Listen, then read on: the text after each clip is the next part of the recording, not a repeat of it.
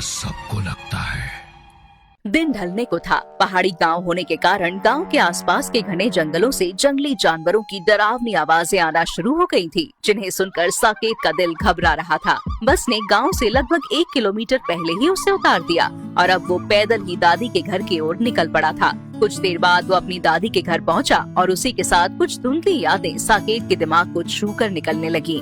सामने एक पुराने जमाने का लकड़ी की कड़ी वाला दरवाजा दिखाई दे रहा था, जिसका नीला पेंट छूटकर पपड़ी बन चुका था। साकेत ने दरवाजे की कड़ी को कई बार बजाया, लेकिन किसी ने दरवाजा ही नहीं खोला। लगता है घर में कोई है ही नहीं। साकेत अभी वापस मुड़ने को था कि तभी उसे दरवाजे के सामने एक झुकी कमर और झुर्रीदार त्वचा वाली बूढ़ी औरत खड़ी दिखाई देती है। दादी माँ, पता नहीं आपने मुझे पहचाना या नहीं, लेकिन मैं यहाँ पर आपसे ही मिलने के लिए आया हूँ। मैं आपका पोता साकेत।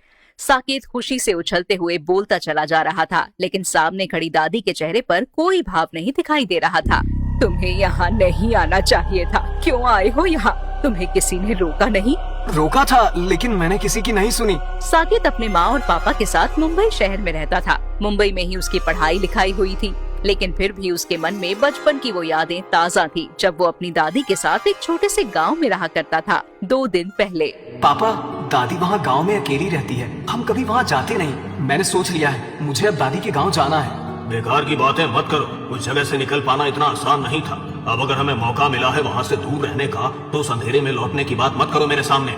लेकिन पापा, ऐसा क्या है उस गांव में? और अगर इतनी ही बुराई है तो दादी को वहाँ क्यों छोड़ा हुआ है? उन्हें अपने साथ क्यों नहीं लेकर आया? हो सकता है आपको अपनी माँ से कोई लगाव ना हो, लेकिन मैं अब दादी को वहाँ अकेले ऐसे गुमनाम जिंदगी नहीं जीने दूंगा। दादी हमारे साथ आकर मुंबई में रहेंगी। इतना कहकर साकेत गुस्से में पांव पटकते हुए अपने कमरे में चला जाता है। अगले दिन सुबह जब साकेत की माँ उसके कमरे का दरवाजा खटखटाती है, तो देखती है कि वो अपने कमरे में नहीं है। बस टेबल पर साकेत की हैंडराइटिंग में लिखी हुई एक चिट्ठी उसे पड़ी नजर आती है। मम्मी, पापा, आप लोगों को मेरी ज्यादा चिंता करने की जरूरत नहीं है। मैं कोई छोटा बच्चा नहीं रहा हूँ और घर छोड़कर कहीं भाग भी नहीं रहा हूँ। बस दादी के पास जा रहा हूँ। कुछ दिन उनके साथ बिताऊंगा और कोशिश करूंगा कि वो मेरे साथ शहर लौट आए। सत्यानाश, ये क्या कर दिया इस लड़के ने? चलिए, हमें भी चलना होगा। अब और कोई रास्ता नहीं है। चिंता मत करो, गाँव में माँ है और वो जानती है कि उन्हें अपने पोते की रक्षा कैसे करनी है। लौट आएगा कुछ दिन में। आज के दिन। अब तुम आ ही गए हो तो ठीक है। भीतर वाला कमरा तुम्हारे लिए खोल दिया है। कमरे में चारपाई है, घड़े में पानी भी रख दिया है। खाना खा लो, उसके बाद अपने कमरे में आराम करो। ठीक है दादी। और हाँ, भूल से भी रात के समय घर से बाहर मत निकलना। खिड़की खोलकर बाहर झांकने की कोशिश भी मत करना, समझ गए? साकेत ने दादी की बात सुनकर हाँ में गर्दन हिला दी। ऐसा नहीं था कि साकेत दादी की धमकी से डर गया था, लेकिन लंबे सफर की थकान के कारण बिस्तर पर लेटते ही उसे नींद आ गई थी। अगले दिन शाम को साकेत छत पर बैठा हुआ था कि तभी उसे अपनी दादी की आवाज सुनाई देती है। अरे छोरा, छत पर क्या कर रहा है तू? आज अमावस्या का दिन है। भूल से भी दिन छिपने के बाद घर से पाँव बाहर मत निकालना। दादी की बात सुनकर साकेत छत से नीचे आ जाता है। ये क्या चल रहा है? कल भी उन्होंने मुझसे कहा रात के समय घर से बाहर मत निकलना, और आज फिर से वही अमावस्या की बात कर रही हैं। साकेत अपने कमरे में बैठा हुआ था, तभी उसकी नजर अपनी दादी पर पड़ती। वो जमीन में बैठ नींबू और मिर्ची धागे में पिरोकर तैयार कर रही थी। पास ही में कुछ सुइयां और एक कटोरी में लाल रंग भी रखा हुआ था। दादी आंख बंद करके कुछ मंत्र पढ़ रही थी। मंत्र पढ़ने के बाद उन्होंने नींबू को लाल रंग से रंग दिया। इसके बाद उन्होंने एक एक करके नींबू के अंदर सुइयां चुभोई और फिर घर के दरवाजे और खिड़कियों पर उस नींबू मिर्ची को ले जाकर लटका दिया। दादी, ये सब क्या कर रही हो आप? ऐसे घर के बाहर नींबू मिर्ची क्यों लटका रही हो? बेटा, मैंने कहा ना, आज अमावस्या की रात है। आज की रात वो जरूर लौटेगी। अमावस्या की रात हमारे गांव पर बहुत भारी रहती है। जिस भी घर के दरवाजे पर उसे ये नींबू मिर्ची लटका हुआ नहीं मिला, उस घर के अंदर वो प्रवेश कर जाएगी। दादी की बात सुनकर साकेत की हंसी छूट जाती है। अरे दादी, कौन आपके घर में प्रवेश कर जाएगा? ये कैसी बातें कर रही हो आप? रूह है वो, भटकती आत्मा है। बचकर रहना उससे, किसी पर तरस नहीं खाती वो। दादी की बातों को सुनकर साकेत चुप हो जाता है। देर रात गए साकेत को शरारत सूझती है और वो दरवाजे पर लटके नींबू मिर्ची को उतारकर नींबू पानी बनाता है और छत पर जाकर उसे पीने लगता है। ये गांव वाले पता नहीं कब तक इन्हीं सब दकियानूसी बातों में फंसे रहेंगे। अरे नींबू चौखट पर लटकाने के लिए नहीं, नींबू पानी बनाने के लिए होता है। साकेत ने अपना मोबाइल फोन निकाला और वीडियो रिकॉर्डिंग ऑन करके वीडियो बनाने लगा। रात के ठीक 12 बज रहे हैं। मेरे हाथ में इस नींबू का बना हुआ नींबू पानी है, जिसे दादी ने मंत्र पढ़कर रंग रोगन करने के बाद चौखट पर लटकाया था। और शाम के 6 बजे से ही मुझे कमरे में बंद करके रखा था दादी ने। कह रही थी भटकती आत्माएं घर में घुस जाएंगी। रात के 12 बजे भी कोई भटकती आत्मा नहीं दिख रही मुझे छत पर। अभी काफी लेट हो गया है, अभी मैं सोने के लिए जा रहा हूँ। बाकी कल मिलते हैं। साकेत ने ये वीडियो अपने पापा को सेंड किया और उसके बाद अपना नींबू पानी खत्म करके वो अपने रूम में जाकर सो गया। रात के तकरीबन 3 बजे का समय था। कमरे से आ रही अजीब किस्म की खुसफुसाहट सुनकर साकेत की नींद टूट जाती है। आँख खोलते ही उसे कमरे से पसीने की तेज बदबू महसूस होती है। ऐसा लग रहा था जैसे कोई सड़ा हुआ नींबू जला रहा हो। धीरे धीरे करके वो सड़न बढ़ती जा रही थी और उसी के साथ कमरे में हल्का धुआं भरता जा रहा था।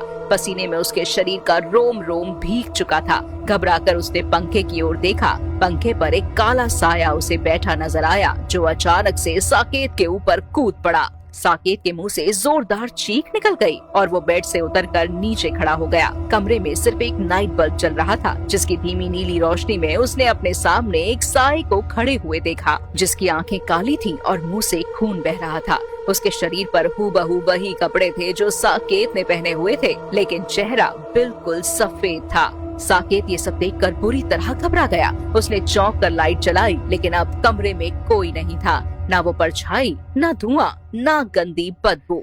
किसी तरह सुबह के 4 बजे और गांव में लोगों की चहल पहल शुरू हो गई। आंगन में दादी के झाड़ू बुहारने की आवाज सुनकर साकेत अपने कमरे से निकलकर बाहर आंगन की तरफ आ जाता है। सब ठीक है ना बेटा? तू ऐसा परेशान सा क्यों नजर आ रहा है? दादी की बात के जवाब में साकेत के चेहरे की हवाइयां सी उड़ जाती हैं और वो घबराकर दरवाजे की चौखट की ओर देखने लगता है।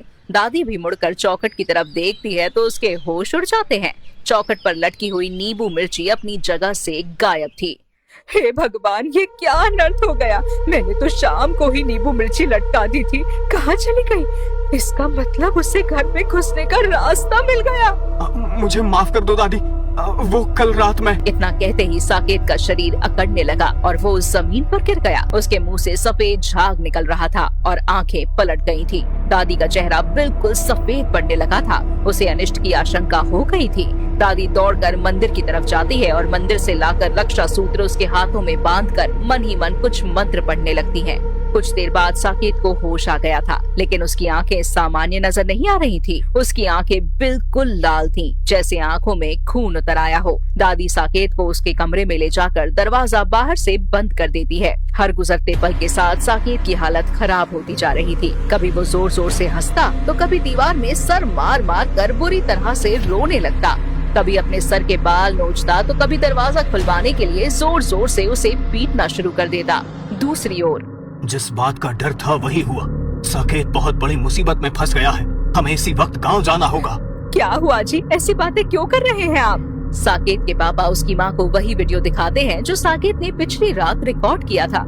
हे भगवान, इस वीडियो में तो साकेत के पीछे कई सारी काली परछाइयां दिखाई दे रही हैं। इसका मतलब जो गांव के बारे में कहा जाता है वो सब बिल्कुल सच है। ये क्या अनर्थ कर दिया साकेत ने? मेरा बच्चा ठीक तो होगा ना? साकेत के मम्मी पापा गांव के लिए निकल जाते हैं और उधर गांव में साकेत की हालत बहुत बिगड़ती जा रही थी। ये बुढ़िया, खोल दे दरवाजा, वरना ले जाऊंगी इसे अपने साथ। खोल दे बुढ़िया। दादी, मुझे बचा लो मुझे दादी। कहते हैं अपनी करनी का फल आदमी को भोगना ही पड़ता है। मैंने सालों पहले अपने बेटा, बहू और पोते को यहाँ से भेजकर सोचा था कि शायद इस लड़ाई में मैं जीत गई, लेकिन मैं गलत थी। मुझे बाबा के पास जाना होगा। अब आगे का उपाय वही बता सकते हैं, वरना मैं अपने पोते को खो दूंगी। लेकिन साकेत को अकेला छोड़कर कैसे जाऊं? कुछ समझ में नहीं आता। तभी दादी को अपने दरवाजे के बाहर एक गाड़ी के रुकने की आवाज आती है और साकेत के माँ पापा गाड़ी से निकलकर घर के अंदर आते हैं। साकेत, मेरे बच्चे, तू ठीक तो है ना? पापा, अच्छा हुआ आप आ गए। देखो ना, दादी ने मुझे इस कमरे में बंद करके रखा है। मुझे बहुत भूख लग रही है। पापा, प्लीज दरवाजा खोल दो। ये क्या किया है माँ आपने? उसे कमरे में बंद करके क्यों रखा है? अच्छा हुआ मैं आ गया, वरना पता नहीं आप क्या करती मेरे बेटे के साथ। बावला मत हो, तेरे बेटे की भलाई के लिए ही उसे वहाँ बंद करके रखा है। ये सब चाल है उसकी, दूर रहे। अरे बिल्कुल ठीक तो है मेरा बेटा, बेचारा रो रहा है, तड़प रहा है और आपने उसे वहाँ अंधेरे में बंद करके रखा है। मैं कहती हूँ निकालिए मेरे बेटे को बाहर, वरना मुझसे बुरा कोई नहीं होगा। रुक जाओ, अभी सब समझ जाओगे। नहीं खोलूंगी, ऐसे ही कैद करके रखूंगी तुझे। कितनी देर कैद रखेगी मुझे? बस कुछ घंटे। आज रात को ले जाऊंगी अपने साथ। समझ गए तुम दोनों, अभी तुम यहीं रुको। चाहे वो कितनी भी कोशिश करे, दरवाजा मत खोलना। मैं तांत्रिक बाबा के पास जाकर कुछ उपाय पूछ कर आती हूँ। दादी तांत्रिक के यहाँ जाकर उसे सारी बातें बताती है। वो ऐसे नहीं लौटेगी, उसे एक बलि चाहिए। बलि लिए बिना वो तेरे पोते के शरीर को नहीं छोड़ेगी। दादी तांत्रिक को अपने घर ले आई। दिन ढलने लगा था। साकेत पर उस आत्मा की ताकत भी बढ़ती जा रही थी। दादी दरवाजा खोलती है और उसी के साथ बाबा साकेत के पिता और माँ मिलकर उसे एक कुर्सी से बांध देते हैं। बाबा ने हवन शुरू कर दिया था। पूरी रात बाबा तंत्र बल से हवन कुंड में नींबू, मिर्ची और नारियल की आहुति देकर मंत्र पढ़ते रहते हैं। हर आहुति के साथ साकेत जोर जोर से चिल्ला रहा था।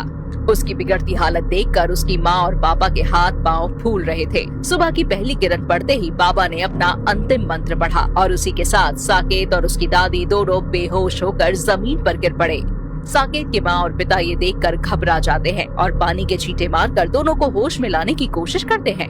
कुछ देर बाद साकेत होश में आ चुका था, लेकिन दादी, उन्होंने उस रात खुद की बलि देकर अपने पोते की जान बचा ली थी। दादी फिर कभी लौटकर नहीं आई। ये सारा खेल 25 साल पहले साकेत के दादाजी के साथ शुरू हुआ था। साकेत के दादाजी को तंत्र मंत्र की सिद्धियां पाने की धुन सवार थी। अपनी इसी जिद में उन्होंने सिद्धियां पाने के लिए 5 अमावस्या को लगातार कुंवारी लड़कियों की बलि दी थी। कहते हैं इंसान को अपने कर्मों का फल भोगना ही पड़ता है। अमावस्या के दिन उन 5 लड़कियों की मौत हुई थी। इसीलिए हर अमावस्या को इस परिवार के सदस्य की बलि लेने के लिए वो आत्मा लौटती है। ऐसी ही एक अमावस्या को साकेत के दादाजी की मौत हुई थी। उन प्रेत आत्माओं से बचने के लिए पिछले 25 सालों से दादी दरवाजे पर नींबू मिर्ची लटका रही थी। अपने बेटे और उसके परिवार को इन सब से बचाने के लिए दादी ने सालों पहले उन्हें शहर में रहने के लिए भेज दिया था और वादा लिया था कि वो फिर कभी इस गांव में लौट कर नहीं आएंगे। लेकिन नियति को शायद कुछ और मंजूर था। अपने परिवार को हर मुसीबत से बचाने का वादा दादी ने पूरा कर दिया था, लेकिन दादी की मौत इतना जरूर सिखा गई थी कि इंसानों की दुनिया के पार एक और दुनिया है, जिससे उलझना इंसान के लिए हमेशा घातक ही होता है।